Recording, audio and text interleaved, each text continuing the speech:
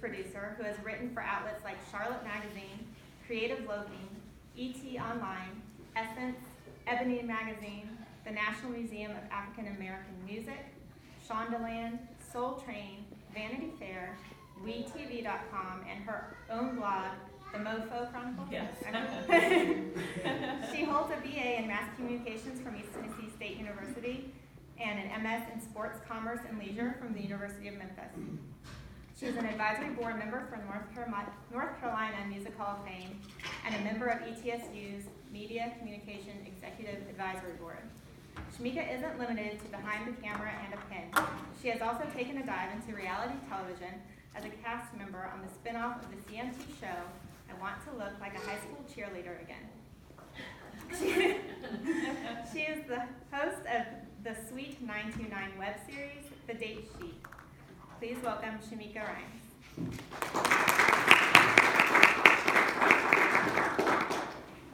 Get out of this for you. Bring your mic. Yeah, I feel like I sound important. I think I've done some stuff. Done a lot.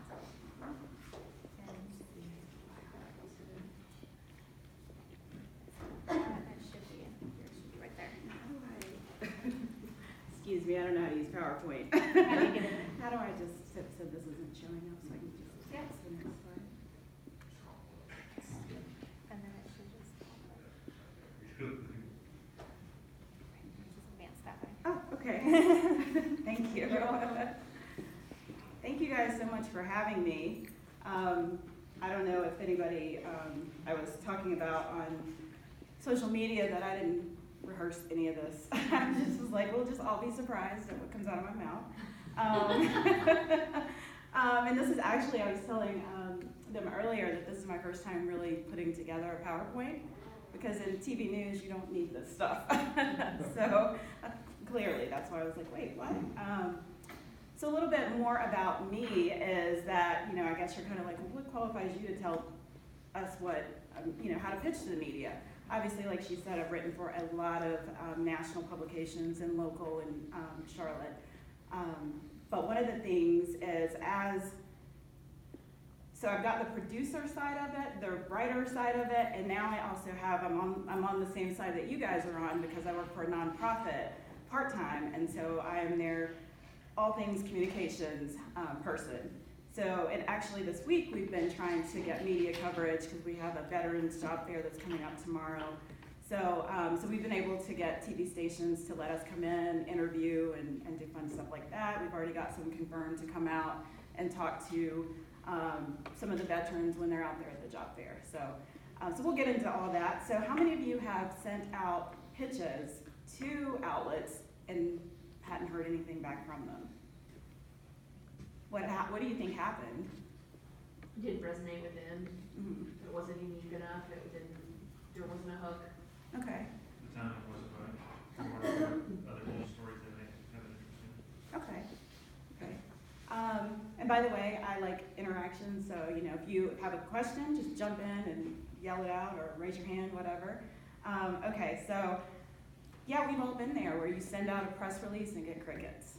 Nobody responds, and you're like, did you get my email? Like, and you're checking, like, did it go through? And but as a producer, one of the things that has always kind of been huge is when we're looking for stories, it's got to, like you said, the timing has to be right. And if there's something huge going on, like, I don't even know, something huge like the president coming to town, then obviously that's going to be the thing that gets the most coverage. So anyway, we'll just go ahead and get started here. So I'm going to talk to you about the big pitch. So the first thing you've got to do is build a target media list. And what outlets, I guess, do you guys usually reach out to? Like, I mean, there's television, radio, magazines, newspapers, digital, which I include social media under digital, which like different websites and stuff like that. So what outlets have you guys tried to reach out to? All of them? And no luck, or have you had luck with it? Again, I think it depends on what you're trying to talk about, and I think you actually have to, when you're pitching something, I think you actually have to tailor the headline or whatever you're talking about to whatever. If it's going to digital, it's gotta be more concise to get them excited about it. Yes. If it's going to TV, then you've gotta have, what is the big thing? So Right. I think that the headline or whatever the memo is, has to have some buzz power, or they just go, yeah, well, because they're not gonna read it. If you can't cover in the first paragraph, you're probably gonna say that. Thank you. Thank you, yes. Because that's all you got time for. Right, yeah, I would be sitting there trying to put together a show, and they're like, are you interested in this? And I just look at the first couple sentences, and then I'm like, yes or no, or, you know, if it doesn't grab me, then I'm on to the next thing. So, let me pull up my notes, that might help here.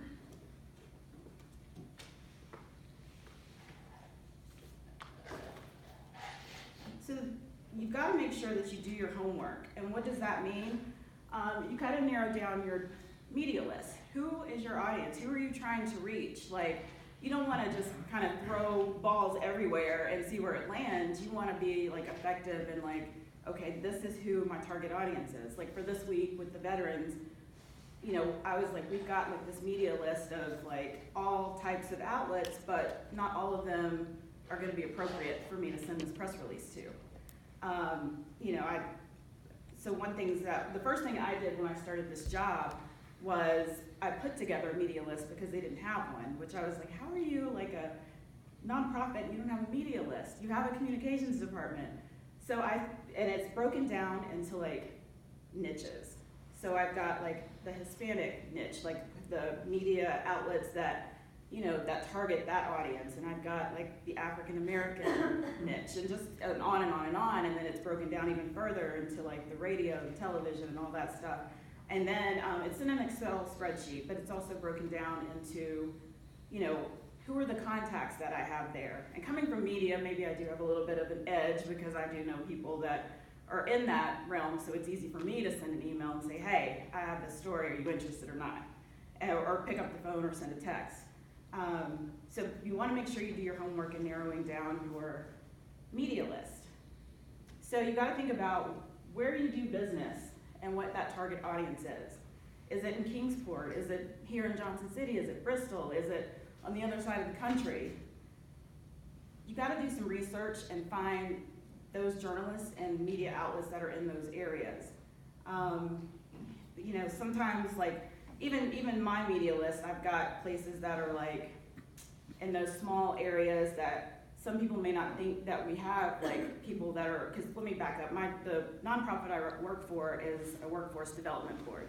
So we're helping people find jobs, connecting them with the employers that are looking for job seekers that have certain skills and all that fun stuff. So we're trying to find those pockets of where these people that are unemployed and all that stuff. So I have contacts that are in like Lake Norman and Concord and other places that are outside of Charlotte, but those people could easily commute into Charlotte to work. So once you have kind of narrowed down like those journalists and outlets in your market area, get their contact information. You don't want to just have like the general assignment desk at WJHL, whatever their email is, and then go back and research and look at like the previous topics they've covered before. Because if they haven't covered something like that before, you got to think, will they even be interested in something like this? For example, as a writer, I had like a specific niche, and that was old school music, because I wrote for Soul Train for 5 years, and then I went on to write for Ebony and Essence and some other places, but it always went back to that old school niche. But I would still get emails and pitches from people saying, hey, I've got a new artist. And I'm like, I don't care, because that's not my niche. They didn't do their homework. They didn't look at anything that I had written before, so that immediately made me just delete, because it wasn't like they didn't do their homework. So make sure you just kind of look at the previous topics that somebody, if you're reaching out to just like a writer or journalist or whatever, look at their beat, just to make sure you've got the right person. And why should they receive your pitch? Why should they be interested? Because you can send like a pitch out and then, you know, they're like, okay, well, why did you send it to me? You got to think about that. Like, what makes that person or outlet the place to send that pitch?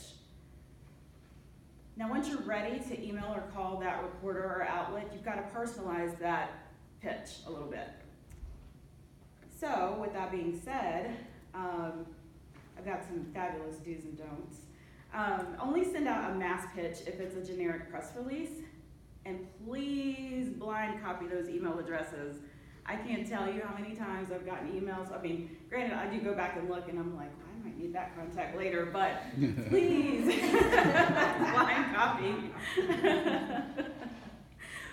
Because then you've always got that one person that's gonna hit reply all, and it's a never-ending email chain that won't stop.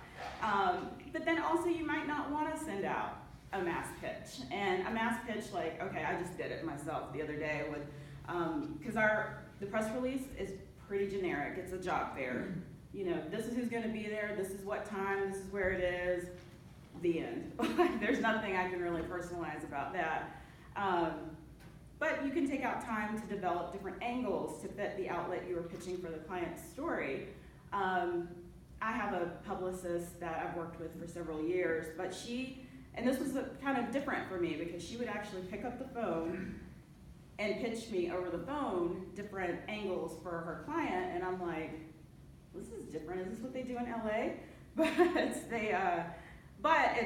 she always would kind of tailor it to whatever my niche was or whoever I was writing for. So, and that kind of personalized it a little bit, that she would actually take the time to do that. So then I'd actually want to listen to see what she had to say.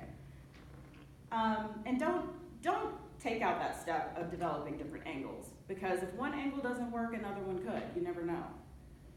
And please use email etiquette by using the correct name in the greeting.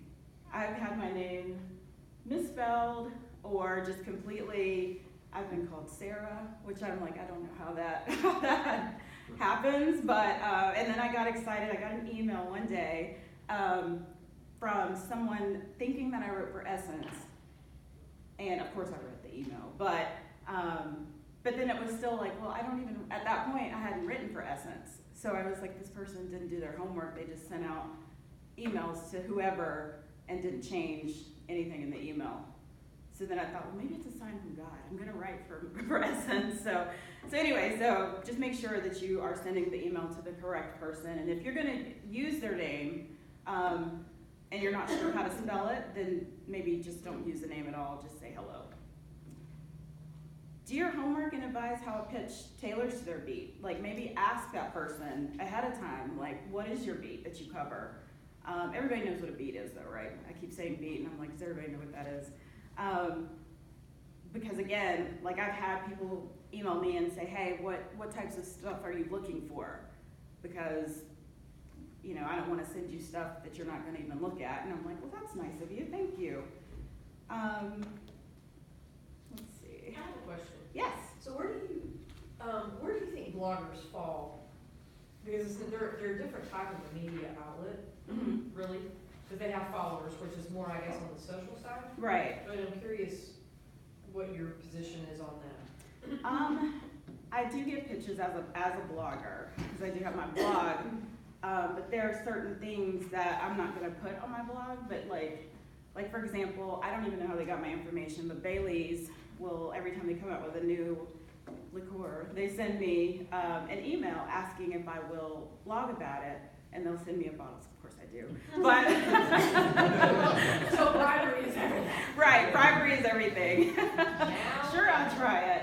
But then, yeah, I think I think that what they did was maybe they've seen me tweet about alcohol or something, and so they thought, okay, this would be a good blogger. That may, be a good fit. So I think it's, again, going back to doing your research, because there's a lot of bloggers that will absolutely post to their blogs or their social media. It's just finding that common thread as to, like, is this something that they have the audience for? Of course, mine, I'm like, I think a bunch of drunks follow me on my blog sometimes, but when I did post that Bailey's, I think it was last Halloween or something, and it was created, and I created some drink and was like, oh, it actually tastes good. People were like, well, I was wondering what that tasted like. I'll go out and get it. So it works. I think you just have to kind of figure out that right blogger. And then look at maybe their reach as well, and of course, look at their social media and all that fun stuff. So how do you make your pitch stand out? That's the question of the day, huh? Can you guys read that? My sister did this and I didn't know how to fix it to make it bigger. But first you gotta make sure that you have a well-crafted pitch, press release, and any photos or links ready to go. One of the things that is very helpful is if I don't have to chase you down to ask you for a picture, I don't have to chase you down to ask you for more information or a link to the website or whatever it is. If it's all in one email, then I can go back and get everything that I need. So when I sent out this press release for this Veterans Job Fair, I made sure I included our flyer, I included anybody that they would need to contact because I'm clearly not gonna be there, and a link to whatever, our website, the Career Center website, and anything else they needed so that they can't come back later and ask like, well, we need this, this, and this, and this. So just make sure you include everything in one email so that it's easy for, and plus it's easier for the media as well because, you know, it cuts down on time from them having to ask you for all that stuff. Offer compelling visuals by thinking about what will the public see, especially for television. If you're writing you're pitching a story, think about like what can the camera person come out and shoot? What are they gonna see? Because like if it's not visual, they're probably not gonna come. There's a lot of times where we've had pitches come into the newsroom and there's not really a video opportunity, so it's like it's not gonna work on television. This may have worked for digital or on some form of digital, but it's not gonna work with television. So think about that when you're pitching your story to television, like is there some kind of exciting visual that people can see? My favorite is offer an exclusive because a journalist loves an exclusive. One of my pet peeves is being offered an exclusive, but you went and offered that exclusive to every other journalist, and it's the same angle. And I don't know how many times I've scrolled through social media and I've seen exclusive, so-and-so talked to us about blah, and it's like 2 seconds later, the same exact headline, and I'm like, well, that's not really an exclusive. To me, an exclusive is, like for example, I interviewed Mara Baraka-Kill. She has this new show on OWN called Love Is. Well, everybody was focusing on, the exclusive of this is the story about her and her husband's love life or whatever. Well, I focused on the exclusive of this is her first time directing television and she's been in television for 30 years. So that was the exclusive that I was able to get from the publicist because I'm like, I need something else. I don't want my article to be the exact same as everybody else's. So make sure if there's some kind of angle you can tailor just for that particular outlet, that helps. And discover, kind of there may be a couple different exclusives that would work with that particular outlet. Why is your story relevant? Is it tied to a specific date or time, like a grand opening or, an event that's going on? Like I said, we have this Veterans Job Fair coming up that we're doing. We also, when I first started there back in October, my second week, they're like, oh, we're doing a press conference. Well, I've never been on the side of a press conference trying to plan one and put it together and get media to come out. I'm used to being the media. So that was, it was interesting trying to figure out, how do we make the story relevant to get people to come to this press conference? Why should they care? So you've got to kind of also identify different angles for the different types of media because not everybody's going to want to come to a press conference just because you're having one. Let's see. And then you've got to make your subject line and your email count. Don't tell the whole story in the email. It's got to be some kind of like you said, buzzword or something to grab somebody's attention to make them want to open it. And it helps because later, if I glance at that email and then later I'm like, wait, somebody sent me an email about blah, blah, blah, then I can do a search and I can find it. But if there's if it's exactly 50 other emails I got, then I'm like, I don't know who sent it and I'm done looking. So also, so make sure the subject is really spot on. And adding an element of intrigue or relating the headline to the reader with like words like you or your can make a big difference. Kind of personalize it a little bit. Give the reader a reason to open that email, and make sure that the email address that you're sending it from isn't spammy. But you know, I don't even know, like I'm trying to think. There's a lot of emails that I get that I'm like, this looks like spam, I'm not opening it. And then somebody like a week later will be like, I sent you an email, and I was like, oh, I thought that was spam. So make sure that your email kind of looks legit.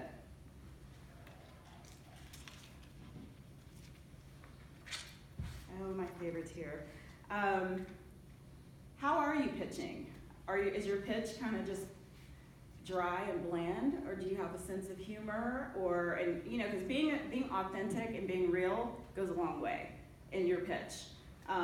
You know, if you can make me giggle a little bit in the first line, then I'm like, well, let me read and see what else is going on. Even when I'm pitching as a writer to outlets, I try to show personality a little bit in those pitches. Even my cover letter with my resume is very, like, the first 2 sentences is, to me, it's very cocky, but it gets their attention. And then they're like, I've never read something like this before, so I had to keep reading and look at your resume. Don't make it sound like a mass pitch, but tailor it to that audience. Like, whoever is getting your email, make sure it sounds like, oh, I only sent this to you, even though I really sent it to like 50 other people. And pitches should be short and to the point, because information is digested in small little bites. And make sure that in your press release, or even in the body of the email, the questions are answered: who, what, when, where, why, and how. Because if I don't have time to open the attachment, and I just want to glance at the body of the email, all that information should be in there. So like when I just sent out this press release to the media earlier this week, I just copied and pasted all the main information in the body of the email, and then I said the press release is attached. So they can go read it if they choose, but if not, all the info is already in the body of the email. And one thing about just another note, but pitches being short, like the press releases should be short as well. For that press conference, like we had someone draft a press release that was 4 pages. And of course, this is my second week, and I'm like, who's gonna read that? I don't wanna read it. So there's nobody that's gonna read a 4-page letter that you're sending about your event. So once I finished chopping it down, it was 1 page. And you know, it had all the information we needed. So just make sure that you keep it short. One of the big things is to cultivate and maintain relationships. Like right now, I'm able to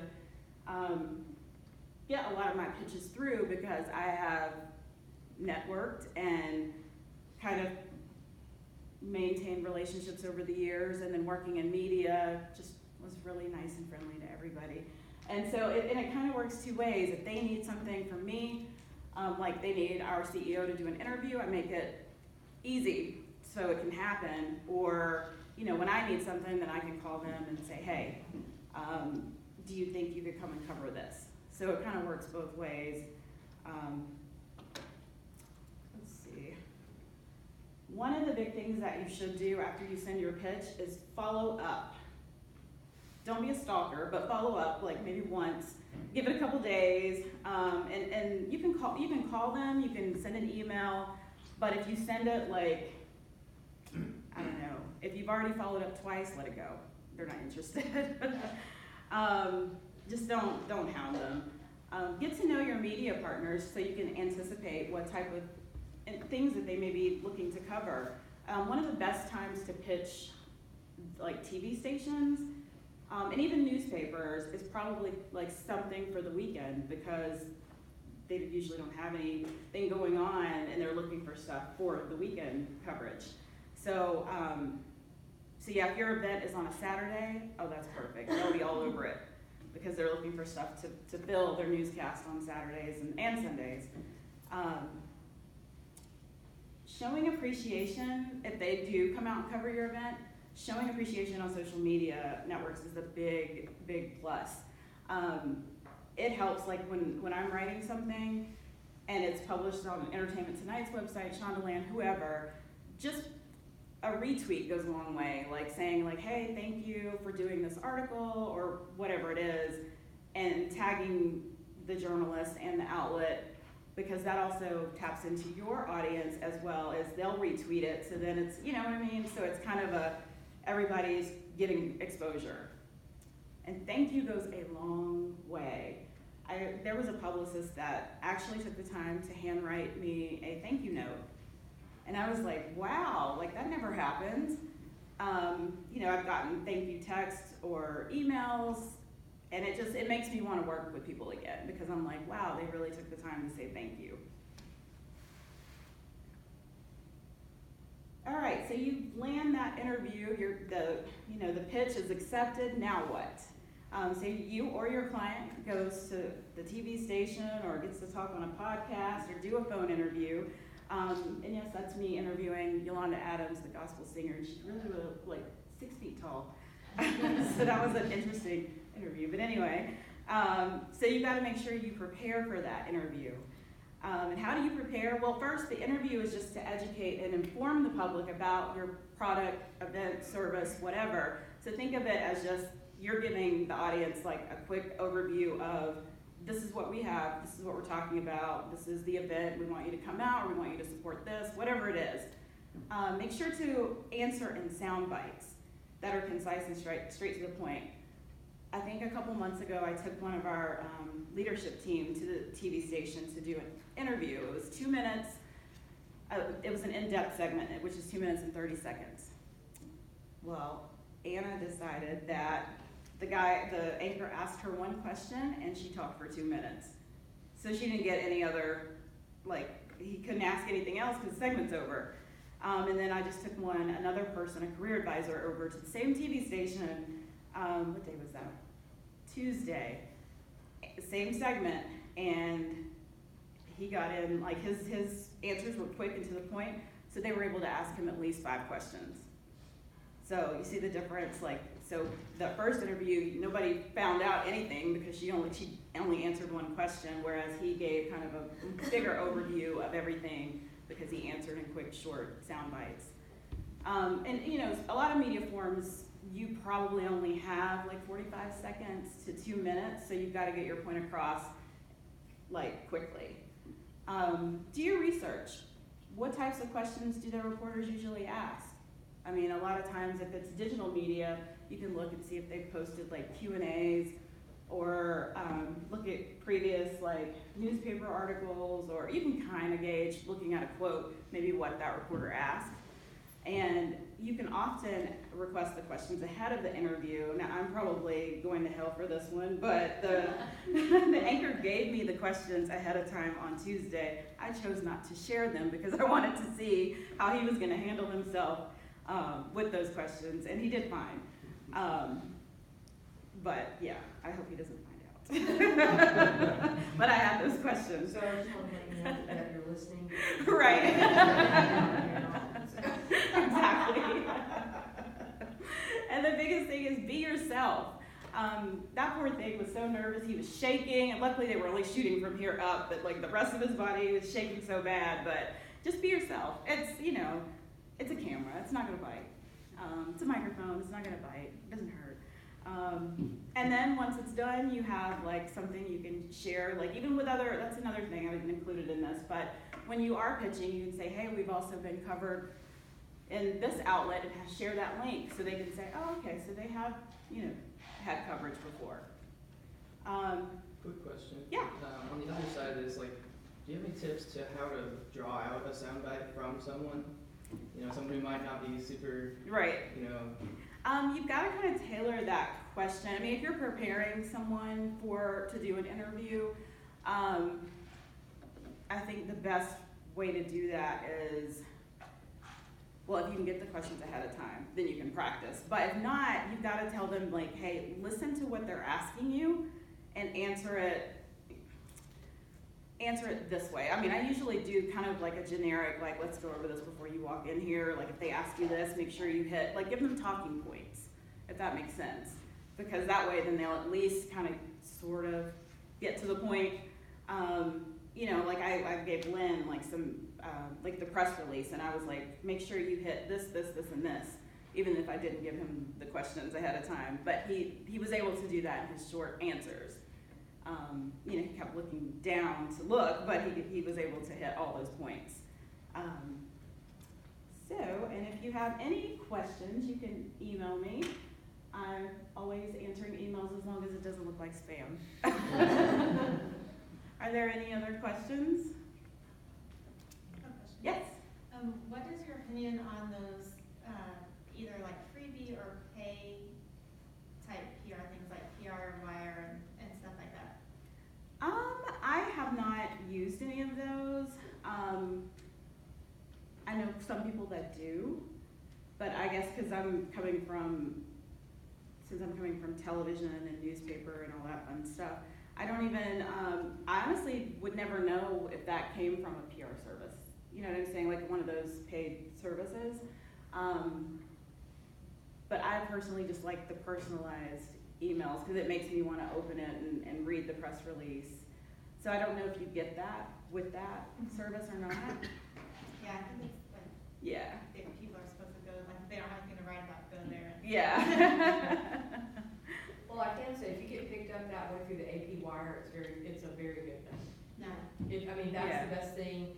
You're gonna pay, it's expensive, because you look at where your target is, and, you know, you can do it based, hey, I want to shoot this out to the Northeast, I want to shoot it out to, you know, California or wherever, but I think you look at what do you want to achieve by doing that, and then, but if it's a really good story and it gets picked up by the AP Wire, that's a gold mine. It's worth the money. Absolutely, 10 times. Yeah. The biggest problem with those, Jenny, that I found is that it ends up in spam. It's Yeah. the whitelisting. You have, because a lot of our clients, we're a digital agency, and so a lot of our clients have really strict policies in place. Now, they're Right. not, you know, fielding requests from the media very frequently, Right. but some of our healthcare clients do. Uh-huh. And making sure that those publications are getting through to the inboxes, because sometimes it just goes straight, because they can't whitelist the email address. Right. So we do a lot of testing to see what can and can't come through. And Microsoft's getting even more strict than what they were before. So sometimes they work, sometimes they don't. Just depends on who gets through, I think. Yeah. I forgot to mention that because I brought the press release with me of the press conference that I was talking about. One of the things to get people, because I mean, sometimes press conference you're thinking, oh God, what is it? Like, but for the subject line, I thought, what can people, like if I just say we're having a press conference, who cares? But, so I put in the subject line, workforce leader invests $4.2 million to address economic segregation. So you put $4.2 million and you're like, what is this press conference? So that's how we ended up getting media to come out. And I also included, we had like maps of like the economic segregation, like which zip codes. We had, all that stuff was included in one email, so they couldn't come back later and say, well, where is this? Where, you know, I'm like, well, come to the press conference and you'll find out the rest. But, so that was just one example of how we kind of grabbed, like that buzzword was the 4.2 million in economic segregation. So that was just an example of that. What's your opinion on like press kits? On the writer side, I like them, and just because it's easy to kind of get everything I need out of that. I don't like putting them together. Yeah. On the other side, but I do like them. They're very helpful. Okay. Especially if it's easy to like get to, like if I can just go to your website and get it, then I don't have to bother you. You know what I mean? Yeah. Did you have them at your press conference, press kits? We put together these lovely little folders here. Oh, there you go. when we had our, I don't have it in here, but we had our, the CEO at the time, we had his bio, we had the press release, and then a couple little pamphlets about what we do and I guess like our services and all that stuff. So stuffing those was not fun. Have you seen any difference in the kind of ratio of print? So, I mean, a lot of times you're like, oh, we want to get printed in such and such magazine, but now so many publications are just online. But, I mean, sometimes that's better because they're easier to share. Yeah. Have you noticed any kind of difference in the volume of pitches that you're getting or the types of pitches that you're getting? One of the things that, from the nonprofit side, doing communications that I have noticed is when I came in, we had all these media partners that we were doing sponsored content with. But what we were finding is, because a lot of that was, most of it was digital. Well, then they had paywalls, so that wasn't reaching the audience we needed to reach. And then some of the stuff was, I think we had a couple of them that were print, but then it wasn't something that was like a consistent basis, so it would be like one article every 6 months or something like that. So when we did our current budget, the current budget, we just took all that out and kind of was like, well, we'll just pitch when we need stories or whatever to get out there. Or I was like, or I'll just write them and put them on our website, same thing. But on the writer side of things, I have found that like it has, and producer side, it has slowed down a lot, I feel like, just over even the past year. Yeah. It's just, I'm not sure what the thing is that's causing the change, but it feels like it's slowed down. And it's mostly, like you said, a lot of it's digital. Any other questions? Comments?